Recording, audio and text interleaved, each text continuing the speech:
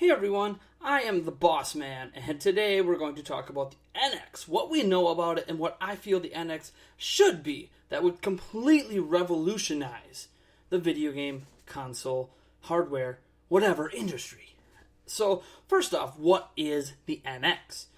The NX, according to Mr. Iwata and Reggie Fils-Aimé, president of Nintendo of America, the NX is a dedicated video game hardware platform that they are going to talk about in 2016, presumably at E3, since all other hardware reveals have happened at E3. So, they are going to reveal it next year, or at least talk about it next year during E3, and its new dedicated hardware. What it replaces isn't 100% known. However, Reggie Fils-Aimé, during several interviews during E3, too many to reference, said that it's a home console. So, it's probably a home console hardware coming. It could also replace the 3DS. The 3DS is due to be replaced before the Wii U if we want to look at release dates. But reality is that the 3DS is still pretty successful and the Wii U is not. That's something to remember when we think about the potential of a new home console releasing next year. The Wii U is just not a success. I enjoy the Wii U. I have lots of games I enjoy on the Wii U. But that also means that Nintendo has satisfied my desire for games on the Wii U. So I'm okay with whatever comes next, whether it's next year, the year after that, whenever they decide to release it. So that's what we know what the NX is. Now, here's what the NX should be. You guys have mobile phones, right? Whether it's a flip phone, whether they're smart devices, your iPhones and your Samsung Galaxies and your Nexus and your LGs and all the Windows phones, all those great phones that are out there. Okay, these phones come with new versions every year or every other year, typically. And they sell really, really well.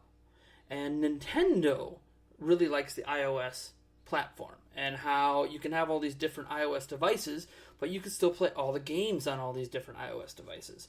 It doesn't feel like you're limited because you have an iPad mini, and then the iPad mini 2 comes out. You don't really feel like you're necessarily left behind because the iPad mini 2 exists, because everything released on the iPad mini 2 will also be available on your iPad mini because of how the iOS, the platform, and the development cycle works with mobile devices. So Nintendo, what I would ideally see them do with the NX is adopt that same mentality. Every 2 to 3 years, release a new hardware platform. And that hardware platform will have new features. Maybe it's a new controller type. Maybe it's beefier hardware. Maybe it's going into virtual reality or something crazy. But every 2 or 3 years, they could try out a new idea or expand the hardware and fix issues that they have with the previous hardware. As an example, imagine that this year, instead of trying to push the Wii U and kind of drag it along, they had a new Wii U console that did not come with a controller, but had slightly beefier hardware. And they made some partnerships to get games like Madden and Call of Duty on it. Would that suddenly make the system sell and it also plays all the old Wii U games? Maybe. But that's neither here nor there. They have other things they need to set up to make this work. But my point was that when they release these new hardwares every 2 to 3 years, it does a few things. For starters, it makes it possible to do things the way that phones do, as in all software works across all the different versions of the console. So if you release Zelda Wii U on the NX, it's also going to work on the NX2, it's also going to work on the NX3, and it's also going to work on the NX4. And what you get when you use that game on those different consoles is you get new features that are added to the games, such as if, say, one console, like the Wii U, has a gamepad. So you could have gamepad controls that are not available on the prior version of the console. On the next console, it's a beefier hardware. So now that game runs at 60 FPS at 1080p. The next console, it runs at 4K. And now you have a virtual reality headset, and you can kind of do a first-person mode and bring yourself into the world. But it's still the same game, and it's still the same game that was released years prior. But they're adding new features to it due to the new hardware. So it keeps those games relevant for a longer period of time. And that's what happens with mobile games. If you think about it, while Angry Birds isn't as popular as it used to be, it's still a really popular game downloaded by millions of people every single year. The same is true for games like Candy Crush. These games have been around for years, many of them, in fact, if you want to look at Angry Birds, but it still sells and it's still relevant and it's always reinventing itself, but it's the exact same game. And that's kind of what Nintendo could do with their games. They don't have to just make a Zelda game and say, okay, here it is, we're done. No, they can keep revising it and adding not necessarily new content, but new ways to play and increasing the fidelity and all the stuff with every new hardware feature they add in all the different versions. And that doesn't mean they have to stop making a new game. Obviously, Zelda U is still going to be Zelda U. 3, 4, 5 years later, there should be another Zelda game. They shouldn't stop making that. There's new Angry Bird games. But the original Angry Bird is still out there. It's still popular. And that's what could happen to Nintendo's IP. So, in summary there, just because there's new versions of hardware coming out doesn't mean that the games coming out would not work on the prior versions and not have new features on the new versions. In fact, you could argue that if you do versioning of hardware, Nintendo's hardware would actually have a longer life cycle. Now, what's the complaint about the NX if it releases next year? The main complaint is that Wii U would only have a 4-year cycle, and it would be cut short, and that there wouldn't be new games created for the Wii U, and people who bought the Wii U might feel burned if you didn't like the prior games, but you were looking forward to games like Zelda U. If you bought the Wii U for Zelda U, and it releases on NX, you might be upset, you might be burned, and you might not want to buy Zelda U for the Wii U, or buy the NX. And that's totally understandable. I understand that mindset. But think about what the NX could represent in terms of versioning. You buy the NX in 2016. The new NX comes out in 2019, and a new one comes out in 2022.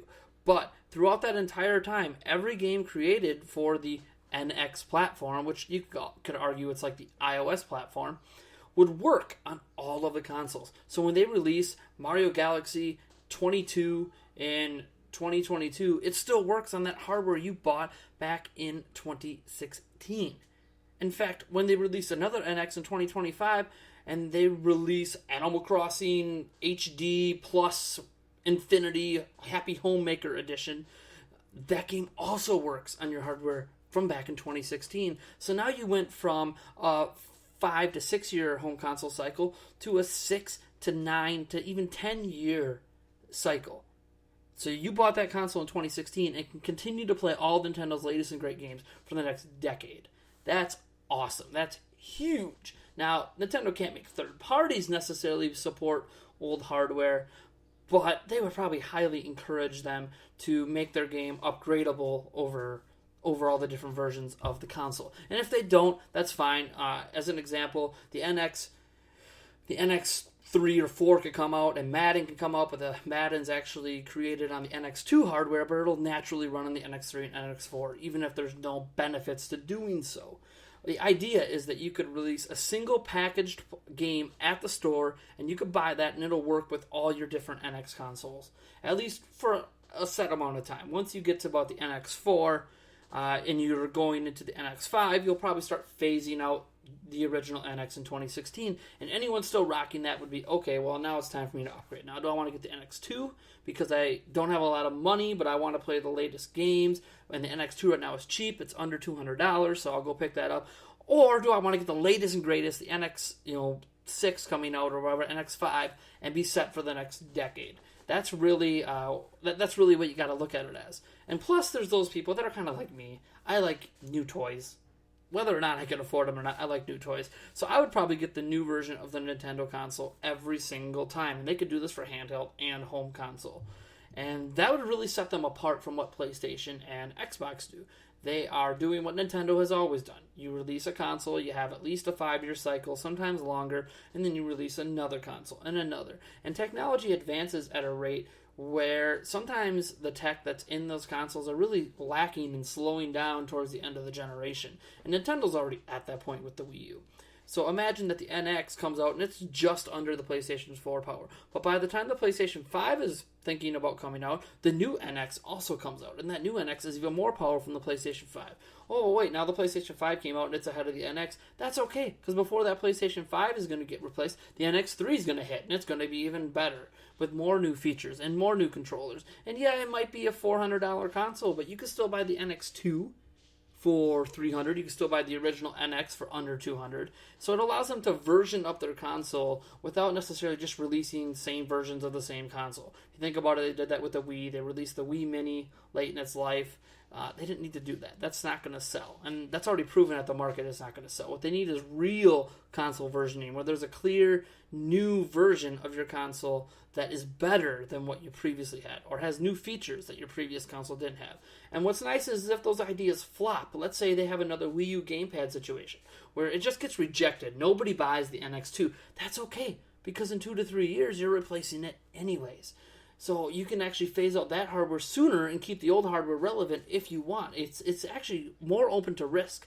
It would be like the iPhone 6S or whatever coming out this year, and no one buys it because the features are virtually the same as the iPhone 6, and they didn't really do enough to entice consumers. But that's okay, because a year later, they're going to release a new version of the phone, they're going to learn lessons from it, and they're going to make customers happy again. And that's what Nintendo can do. Beyond that, games can be released as a single title that's just for the NX. You don't have confusing marketing at the store. You don't have new Nintendo 3DS only or Nintendo 3DS. It's just NX, period. And it works on all hardware that uses the NX brand name. That makes a heck of a lot of sense to me. The only time you would change that up is obviously when you get to the decade later and you want a version to something and phase out an older NX model. Then you might call the NX something else, rebrand it a little bit, and they'll let people know that, okay, now these new games coming out do not work on the original NX. There's no confusion there. But if you happen to own the old NXs, advertise it very heavily that it still works on the NX2, NX3, NX4, etc. What it also does is games get a much longer shelf life. You know that Nintendo likes keeping their games at $60 for a very long time, or at $40 on the 3DS for a very long time. Well, that can be justified with new hardware, because as new hardware releases and these games are getting slight updates to work with that new hardware or to take advantage of the new features, you can advertise those games all over again with new features and new ways to play, as Nintendo likes to do. So it's kind of a win-win for Nintendo. They get to keep their prices at the same as they always do, and they get to keep upgrading these games to newer and newer ideas. That's great. I don't know how I can't see that as a negative.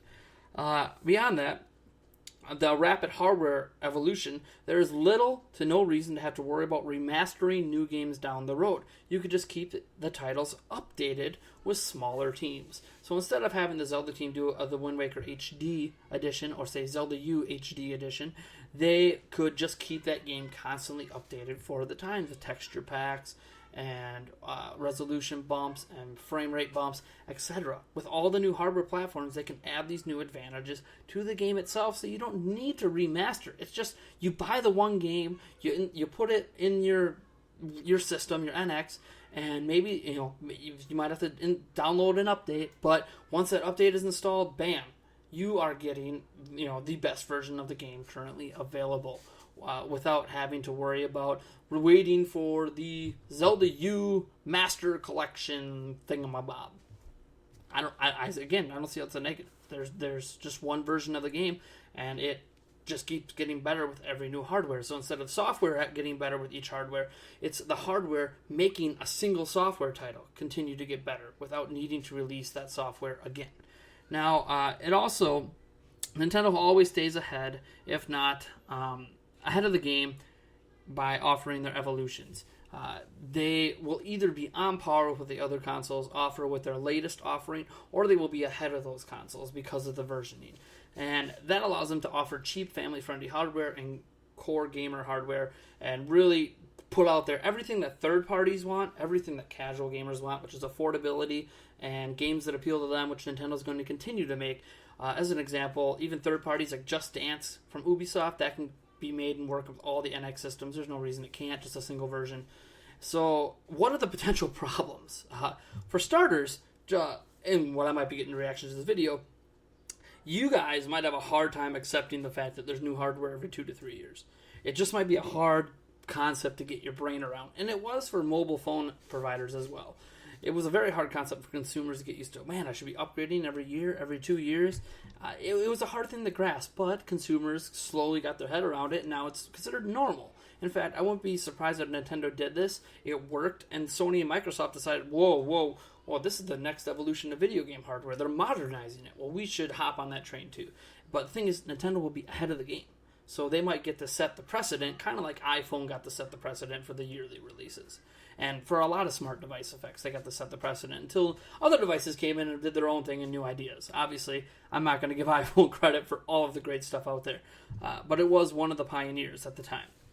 Now, another problem is going to be getting third parties to adjust how they make games. Now, third parties already make mobile games, but I'm talking about taking the Maddens, the Call of Duties of the world, and adjusting them to work across multiple platform makers or multiple versions of the same platform, as it were.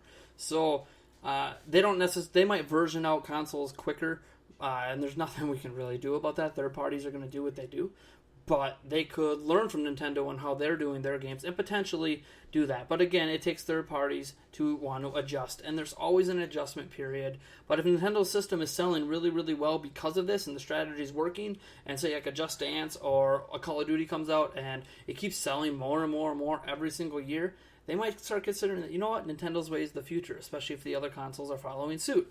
But again, it is a hurdle for third parties.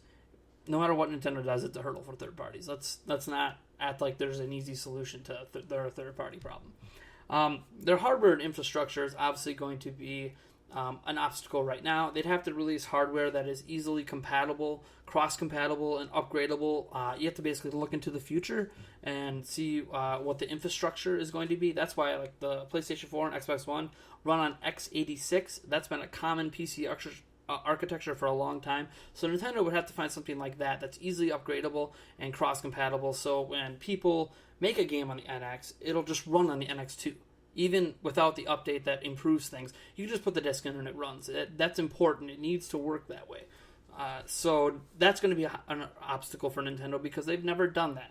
They would have to call on Samsung or Apple or LG or any of these other companies that do it with phones and kind of get advice on how you do that, how you make it so the apps just instantly work with the new hardware, even if they're not taking advantage of the new hardware itself until a future update to the game is made. So that's it. Man, almost 20 minutes talking about the NX and everything I want in it. That's crazy. And I am really, really sorry for how long this episode was. I've been trying to shorten them, but I had so much to say about the NX. This is the very last time I'm going to talk about the NX until brand new information comes out. I'm looking forward for Zelda U. I don't care if it's on the NX and Wii U, if it's just Wii U. I'm going to own it either way. I'm going to enjoy it, I'm sure. You guys are going to enjoy it. I really want the NX to be a success. I want third parties to come back. I want my new shiny hardware. I like new shiny things. That's why I have this. Not just because it's Zelda. Even if it wasn't Zelda, I'd still have a new Nintendo 3DS XL. I like shiny things, and this is really shiny. So, Nintendo, listen and give me some shiny things. Thank you. Be sure to follow us on Facebook, Tumblr, iTunes. We have a podcast. Look us up, Zelda Informer Podcast. And you can catch me on Twitter at NateJance. I will catch you guys later. Have a good day.